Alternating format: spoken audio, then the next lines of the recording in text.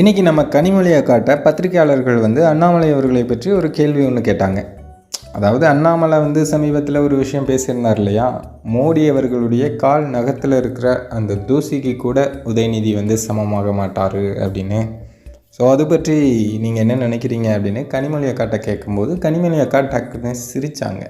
சிரிச்சுக்கிட்டு என்ன சொல்கிறாங்க அப்படின்னா, அண்ணாமலை அவர்கள் இப்படி பேசுகிறத, நாகரிகமற்ற முறையில் பேசுகிறத தவிர்க்கணும், அவர் பொது வழியில் எப்படி பேசணும் அப்படின்னு கற்றுக்கணும் அப்படின்னு சொல்லிட்டு கிளம்ப போனாங்க. அந்த டைமில் இன்னொரு கேள்வியும் கேட்குறாங்க.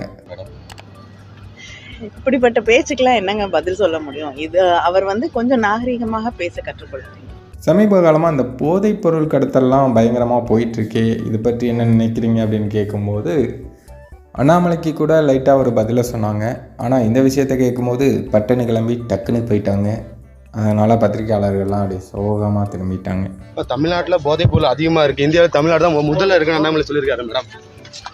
அவங்க கட்சியில் இருந்த ஒரு நபர் தான் இப்படி பண்ணி மாட்டியிருக்காரு. அப்புறம் அவங்க அதை பற்றி என்ன பேசுவாங்க? இந்த கேள்வியெல்லாம் உங்களுக்கு கேட்கக்கூடாதுன்னு தெரியுமா தெரியாதா? எனக்கு தெரிஞ்சு அந்த பத்திரிகையாளர் ஜெயா டிவிக்காரராக இருப்பார் அப்படின்னு நினைக்கிறேன்.